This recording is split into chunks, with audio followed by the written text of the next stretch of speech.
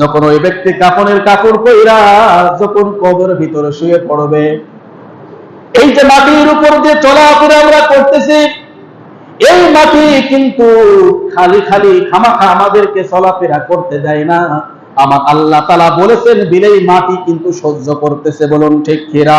আল্লাহ রাব্বুল আলামিন বলবেন, ও মাটি, কবরের ভিতর যখন ওই বান্দাটা যাবে, ওই বান্দার দুই পাশের কবরের মাটি এমন তুমি ধরে চাপ দিবা, এই হাড় আর এক হাড় তার পাশাপাশি হয়ে যাবে। সকলে বলুন নাউজুবিল্লাহ।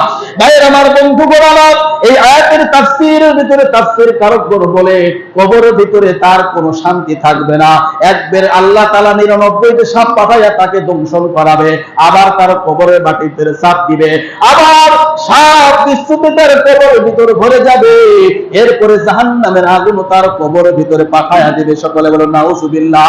এইরকম ভাবে কিয়ামত পর্যন্ত তার জীবনকে দুর্বিষহ করে তুলবে আমার আল্লাহ রাব্বুল আলামিন। তাহলে এটা হলো দুনিয়ার শাস্তি। কিসের শাস্তি বলেন তো?